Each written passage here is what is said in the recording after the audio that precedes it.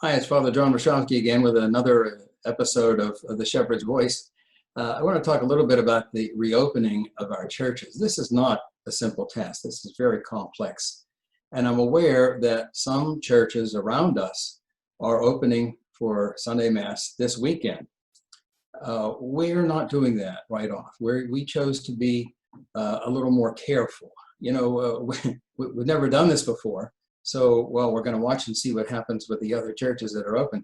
But normally when we schedule different events throughout the year, we usually look back on previous years to see what we've done and what the response was. Well, we have nothing to look back on now. We've never done this before. So all we can do is make educated guesses on what's going to happen. And because of that, we are choosing to err on the side of caution. So we'll be starting with weekday masses next Monday, June 8th. We will have the noon mass at St. Sebastian, Monday through Friday. And because there's a long history of that mass here, the response we get, what kind of crowd we get and so forth, will give us a better idea of what we might expect for the weekend. So we will return to Sunday masses the following weekend, June 13th and 14th. Now, it's not going to be our usual mass schedule. We're not able to do that. It would be a limited number of masses, so we ask that you please check the schedule very carefully. And the reason we can't have the same number of masses is because we have to sanitize every church after every use. And that is a process that takes time and effort. Now, the masses that you see, whether it's the weekday masses or the Sunday masses, will not be your typical masses. There will be a number of changes that you'll notice, besides the fact that most people will be wearing masks. There will be different procedures, and seating will be different. Entrances into the church will be different. For the Sunday masses, you'll need to make reservations, and that will be done. You'll be given information on that either online, or postcards will be sent around to all the homes. This is all trial and error.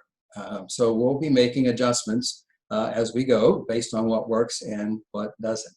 There will be also now a change in the times that the churches will be open. For example, St. Athanasius will be open for private prayer every weekday, Monday through Friday, from 9 in the morning until 3 in the afternoon, every day. It will also be open for confessions on Saturday morning. St. Sebastian will not be open during the day except for the noon Mass. It will open shortly before the Mass and then close after the Mass. And that will be, again, every weekday, Monday through Friday. St. Teresa will be closed except for funerals.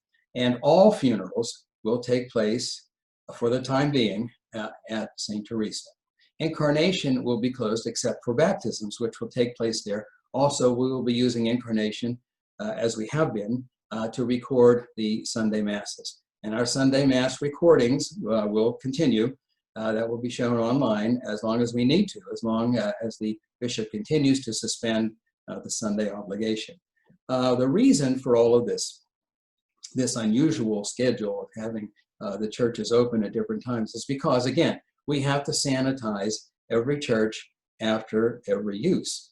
And so with this schedule that I just briefly outlined, we will only need to sanitize every church once every day, which is a lot easier than doing it after every use. In some cases, churches will be used multiple times in one day. All of this is temporary. It's just a beginning. It's the beginning of a process that will take time. And I have been hearing from people from the parish. Some will come back to Mass, some are eager to come back, and some will not. Some want to hold off because of various reasons, in many cases health reasons. They were going to hold off coming back until they are a little more comfortable. We had a good laugh here when the bishop notified the priests about some of this. He strongly suggested that those of us who have achieved senior status, those of us over 65, to be more cautious and to not hear confessions or be around people. And so those of us here who are of senior status, that's myself, Deacon Rick, Father Leroy, we had a good chuckle over that. And since we're all in pretty good health, we decided that we don't need to be overly cautious.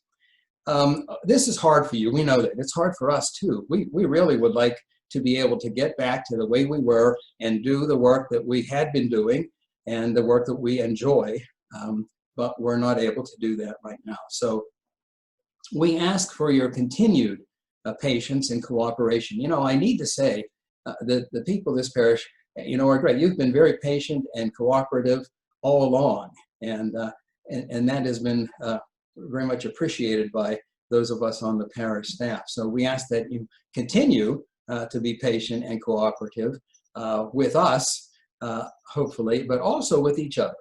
We ask that you please be patient and considerate of each other. You know, there are some people in the parish, I've been hearing some concerns, some people are not able to wear masks. They have a medical reason.